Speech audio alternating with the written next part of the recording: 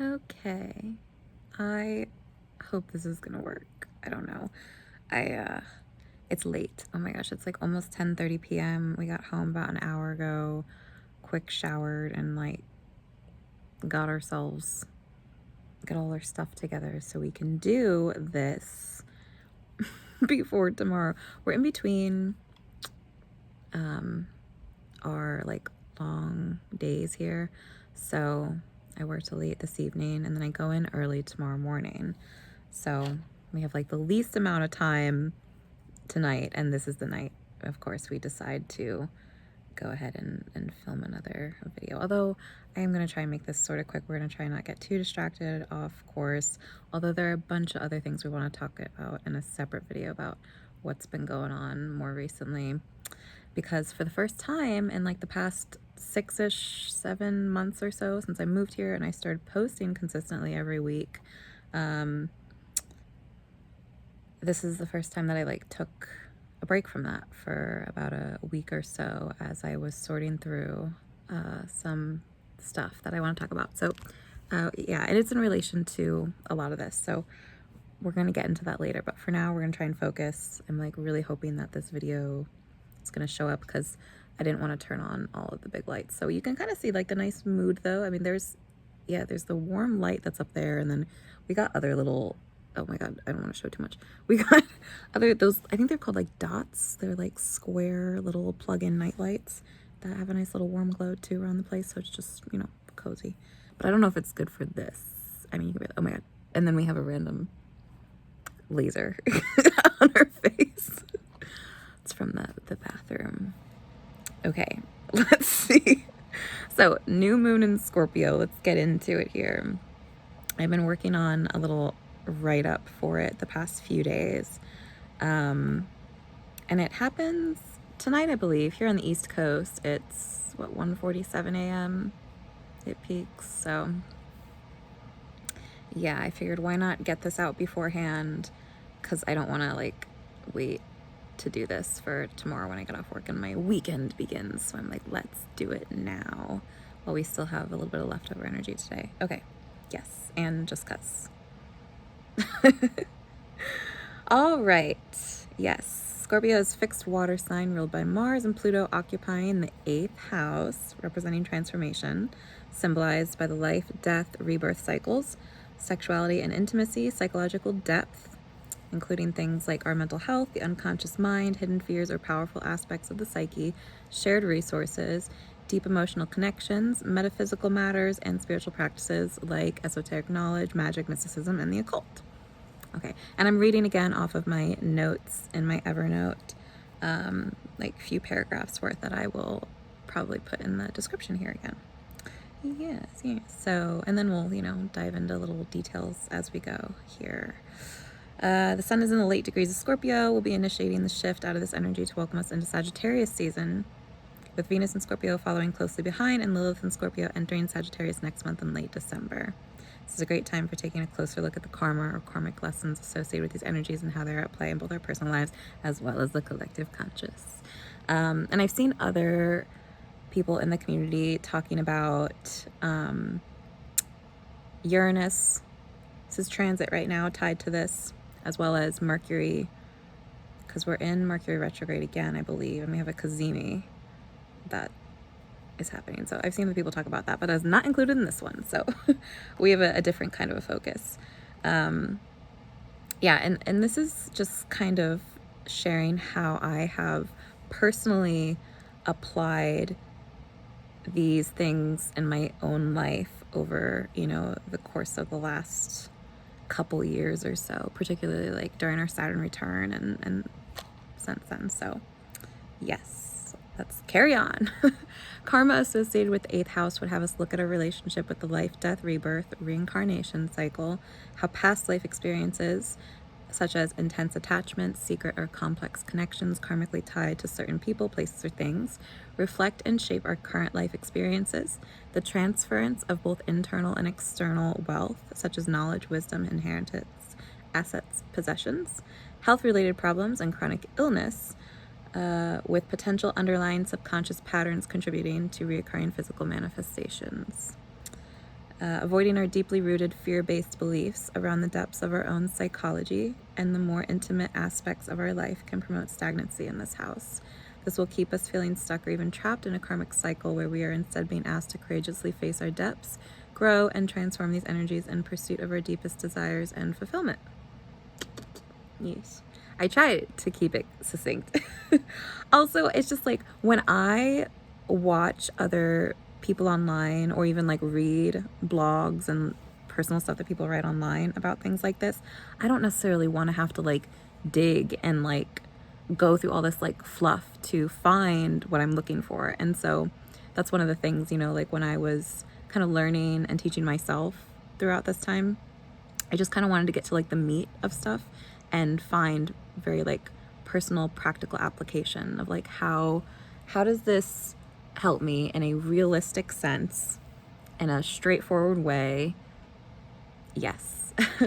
Because a lot of what I've seen isn't necessarily that, or it's very like vague and kind of like impersonal. And so we've been trying to, you know, switch that around and show a bit more of like, again, just how we've been doing it. So yes, let's carry on. I listed the light and shadow aspects again related to Scorpio. So we got light, we have emotional intelligence, cultivation of deep intuitive knowledge or psychic gifting, charisma, resourceful, passionate, enigmatic, and determined. And then some of the shadow traits could be jealousy, possessiveness, controlling, manipulative, stubborn, consuming intensity or obsession, angry outbursts, intense attachment issues. And then for our reflection here, we broke it down into 3 of the categories again, like we listed within the karma section. And so we have health, wealth, and reincarnation, and then a bunch of the questions tied to that. So for health, we'll go through them here real quick. We get to decide what health and wellness looks like for each of us, regardless of how it has been portrayed or modeled to us in the past. Many models express a far wider, multidimensional nature to our overall well-being, including areas such as our spirituality, emotions, intellectual pursuits, socialization, relationships, occupation, work, finances, and environment beyond the mere physical aspects of our bodies. And for this, I was thinking of those diagrams or like wheels that they have. You can find them anywhere online, and all types of them. And they're like different colors and categories. And yeah, that's where we're kind of like pulling that from. Not out of our ass. How satisfied am I with my current level of health in each or any of these areas? Is there any area I feel more drawn to focus on than the others? If so, why? What need am I trying to meet in this specific area? How can I create more balance in my wellness or health journey? What are my current health goals, or what goals would I like to have in any of these areas? What steps can I take to meet these goals? What resources and support are available to help me in meeting my health goals? What routines would I like to establish or modify to better fit my current needs and desires? In what areas can I give myself more grace and compassion as I'm learning to take better care of myself? Okay, that's the health section. And then we go on to wealth. And we got, what does wealth look like or represent to me personally? What would experiencing or embodying wealth feel like, and what practices would be involved? What can I add to my current practice, no matter how seemingly small, that will help cultivate a lifestyle of wealth? How have I internalized and externalized wealth in my life through presence, feeling, mindset, independence, stability, growth, and or freedom? How can I align myself to embody and cultivate wealth within my body, lifestyle, and relationships? That's that section. And then the last one for reincarnation. I also, when I was ordering these, I was thinking like what would be the most relevant or prevalent, right? And probably like the health section kind of builds a solid foundation for like everything else. Although you could technically think about it like backwards, but I knew with reincarnation specifically, and in terms of like spirituality and spiritual community or people online, even though I think there would be more openness to consideration of topics like that, I know there's still like a wide range of people, especially who come from different like religious or spiritual backgrounds, who can have more, what's the word, like more strong reactions to even like seeing or suggesting or considering things like that. So we saved that one for last, because I was like, you know, that's not always as well received, even to like think about, you know, it can be triggering for some people to consider. Yes, so, but we'll carry on with the last section here then. So, and I will say, even though I wasn't raised in any particular religion, not even Christianity, the house I grew up in was wild in its own ways, but there was like no religion attached to it. It wasn't until I moved, across the country and was in boarding school that they were, I think it's like evangelistic Christian. So we had, I learned about Christianity through that school then, through, all the things that they did relating to that. And that kind of led me on my own spiritual journey, seeking from there. But we're not going to get into all that right now. So, okay, reincarnation. But I bring that up. Oh my God, the little laser. Okay. Okay. We don't need that. Why is it even on?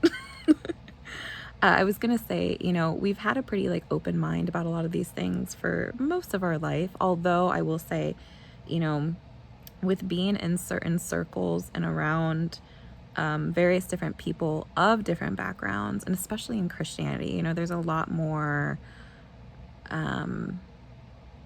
dogma, bigotry. I'm like, what would be the right word here? Around topics and like other religious views. I think it depends, like who the people are, what circles you're in. I've met all kinds of people, and some who, are a little more learned and continue to like be students themselves and learning, just like, asking questions and seeking. And then there are those who don't, that just kind of like show up or are kind of going through the motions. And so it's just, there's all kinds of people with all kinds of beliefs. It's a wonderful world.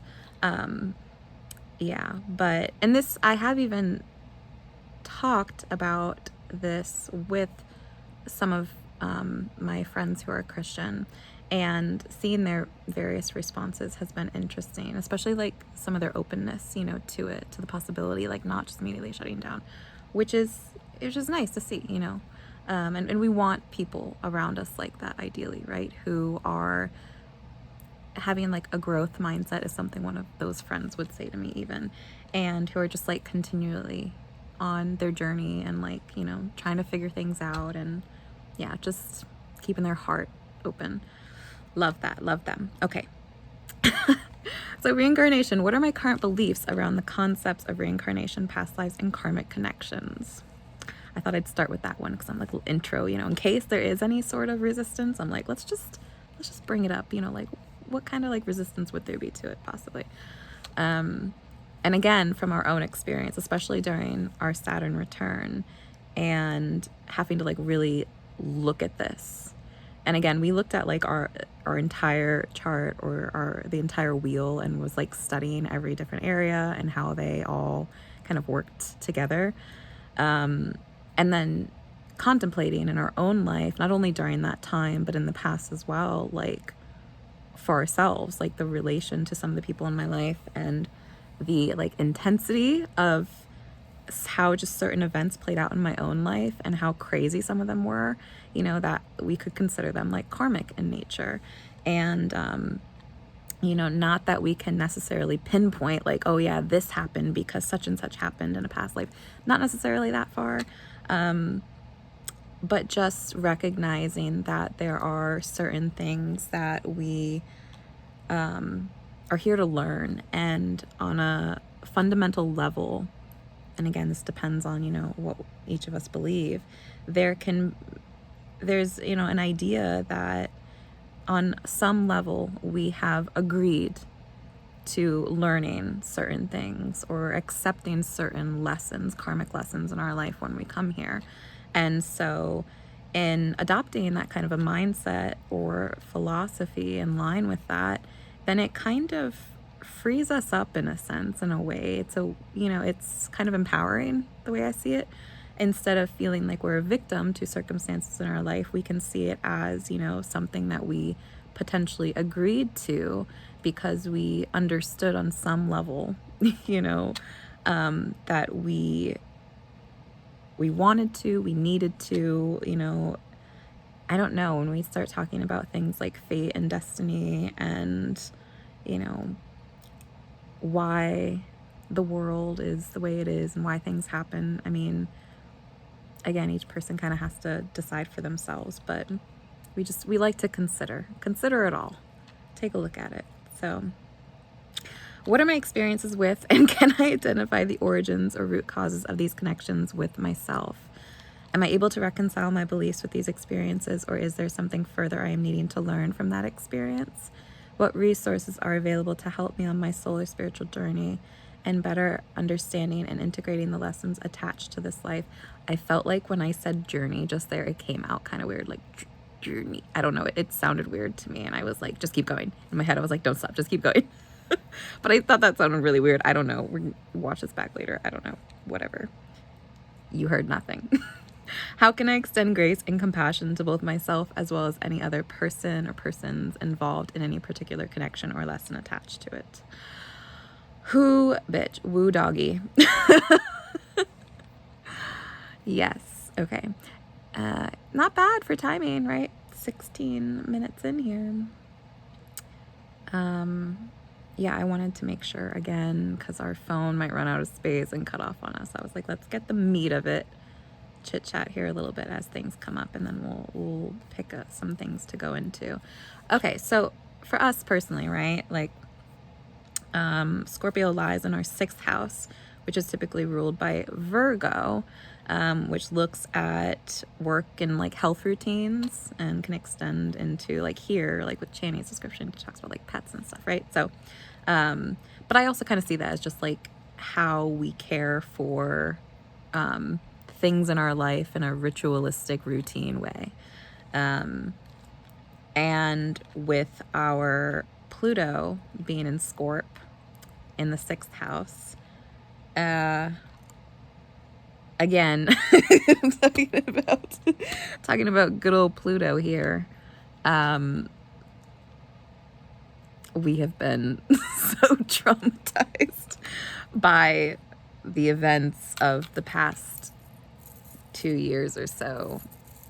I'm like, but essentially, like, if we again if we look at things in a way that is like, you know, this is happening for us and not to us, like the events in our life are meant to push us onward, forward, to teach us things, to help us to learn and grow. And it's not meant to like re-victimize us over and over again. And certainly, like, no one or nothing that happens in our life necessarily has the power to do that unless we, oh my god, you hear the little jingle jangling? I got our little, this is a whole other thing. Let me get rid of that for now. Yeah, like, we can't, like, nothing ever has any real true power over us unless we give it that, you know, if we give our own sovereign power away. And there's a lot of different ways that we can do it, but some of the simplest ways is the way that we think about things, you know. If we constantly see ourselves as a victim or things are happening to us instead of for us and in support of us and to empower us to, you know, reach new heights or the goals that we have, or to become, you know, the best version of ourselves, to self-actualize, like however we want to label those things, it's up to us to kind of, you know, determine and decide within ourselves using our own will and power that, you know, we are going to be in control of ourselves. We are going to be the one in power and not give it away to anyone. So, yeah, and we've come up against some things that have definitely had us reevaluating a lot in our lives, and this is just a part of it for us. Yeah.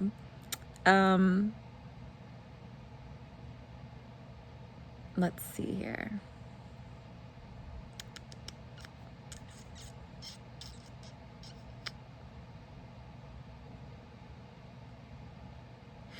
Yeah, and we also have, let's see. We also have the 8th house here, because that's what Scorpio is typically associated with. And for us, that contains our Neptune and our Uranus and Capricorn. And so, my little sly smile, because we've been doing a lot of reading and just like kind of connecting things in our mind, having a better understanding. Even more than writing, I think we do the most reading and just like reflection, constant reflection. And we've been trying for a while to move out of the energy of our south node in Gemini, of constantly like collecting information and not like doing anything with it, even though we are like inwardly like transforming the information like within our own body, like alchemizing it in that way, like changing the way that we think and feel and view the world around us. There still has been that need to, and a somewhat of a desire, right, to create outwardly and to like share what we've been reading and learning and integrating all this stuff. So, and you know, whether or not that reaches people and finds who it needs to or not or whatever, we're just kind of like, yeah, okay, we're just here, beach. But yes, I mean, at the end of the day, my hopes is to connect with, you know, more people over time who are like me, who are like-minded, who have similar values and views on the world, and just, you know, we get along. And yeah, I don't know, I like people. I'm just like, I'm here, I'm joining I'm joining the place where the people are. Yeah, because that's the other thing, we were off social media for a very long time, just kind of living our life in the real world. And then during our Saturn return, because of looking at Saturn and Pisces being in our 10th house, looking at areas of like our career and work life, and I seriously needed a change in my work life. I started like doing all these different things to like figure out what I was going to do differently. And of course, I tried to do like everything but be online. I was like, oh, let me just like go apply to a million different jobs, and let me try and go back into like nannying, and let me try and like start my own little side business. Nothing I was doing was working. It was like the one thing we haven't tried is this, is like be online. But I don't know about all that still. I'm just like, you know, we're here. That's the most I can say about that. Okay, let's see. Yeah, we're 20. Oh my god, I gotta hurry. Let's scroll up here and see. Yeah, I really wanted to talk a bit about what's been going on like over the past, that freaking laser, over the past week or so, because some of it really does tie into this. So perhaps we will briefly. I'm like, I don't know. One of the people that I've been working with the past couple years is a Scorpio, and they are one that exhibits more of the shadow aspects. And you know, it's had us in quite a bit of a I don't know what is even the word to describe. It's had us in quite the situation. Because I really, like, there's a lot that I love about what I do, about like getting to know lots of different kinds of people and building relationships with them and being able to care for them on some level, and especially like seeing them through these like transition periods of their life. And I mean, getting to know people's like family members and spending like so many special moments with, it's just, you know, I love a lot about what I do, but there is a lot of not so great stuff, you know, that comes with it. And yeah, for this particular person, they exhibit a lot of these shadow aspects. And again, we see a lot of it as being unconscious. I think it is for most people. Most people aren't like inherently evil.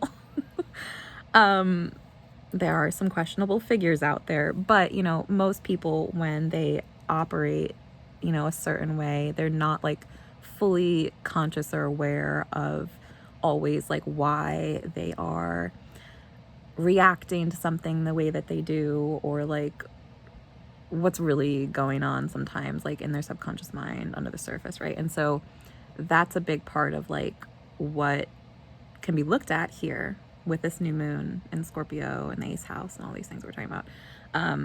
But yeah, with this person that I've been working with, and I'm like, I have to be careful, you know, because I can't really talk too much about the work I do because it's protected in many ways. But, you know, I deal with harassment a lot in my job, and you know, there are various levels to it. Sometimes it's easier to handle and deal with than other times, and you know, it's one of the things that I have talked with people in the in our team and the company about before, how like there's like not a whole lot of training about specific scenarios we will find ourselves in, particularly when it comes to like holding boundaries with people who in these vulnerable positions that we're caring for, that just don't have like a sense of it. They don't really fully understand like what's going on, but yet they're still doing things that are unacceptable, that are inappropriate, yada yada, right? And so that's one of the more challenging aspects of the work we do. Yeah, and this past week, last week, we had a moment the one night, I think it was on Wednesday last week, maybe, it's about a week ago, where we ended up leaving work early because it was just like not, it was not good for us to be there, I guess you could say. Like it was no longer safe. And usually we're able to kind of like diffuse situations, or like talk people down sometimes, and you know, or give them a moment, give them a break. Like there are a lot of different things we can use to kind of avoid having to leave, right? I see that as like a last resort kind of thing.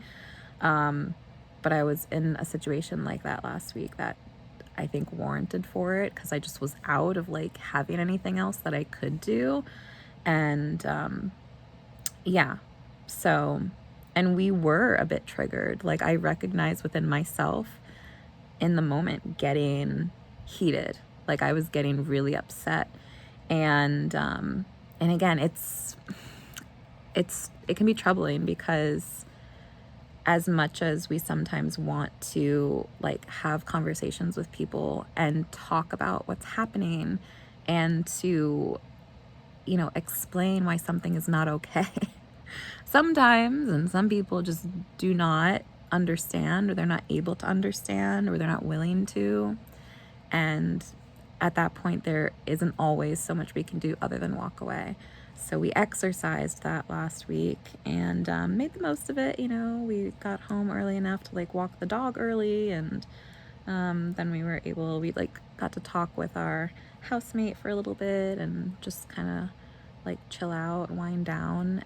But I did feel how my body was affected by this too then, right? How my cortisol levels, my stress just shot through the roof. And with women too, when we feel stressed out for any reason, like the way that our hormones are affected is different than with men. And I believe, right, like from what I've read on it, that like we hold on to it a lot longer. It takes a lot longer for us to come down off of it. And so I felt like when I woke up the next morning into the next day, like I was kind of like rebounding, but I still was like on high alert. Yeah. And that has been one of the challenging issues with our work that has, you know, it's not something we expect to ever really stop. But some cases are just worse than others, unfortunately. And we have, you know, found ourselves in some situations like that. And it's just, I've thought before about making a video on some of the things that I've like heard or been told by people in healthcare before, because it's wild. It's really fucking crazy. the comments that have been made to us, the things that we've been told to do.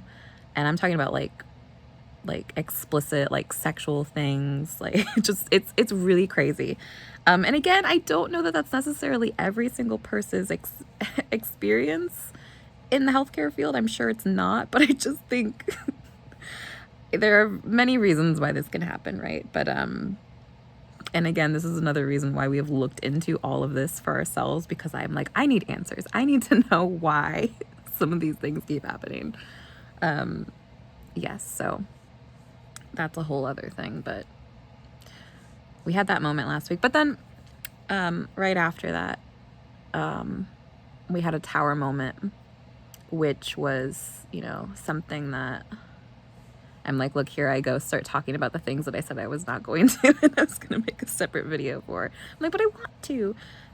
Yeah, we did have it was like a good tower, I would say. Usually when we think of tower moments, it can be something disastrous, you know, or like people make it seem like it's something worse than it really has to be. It doesn't have to be like that.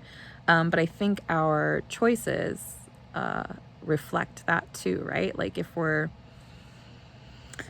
not doing anything that would warrant anything negative to happen, then we shouldn't necessarily have to worry about it, right? So a tower came through, and it was like a genuine shock that we had.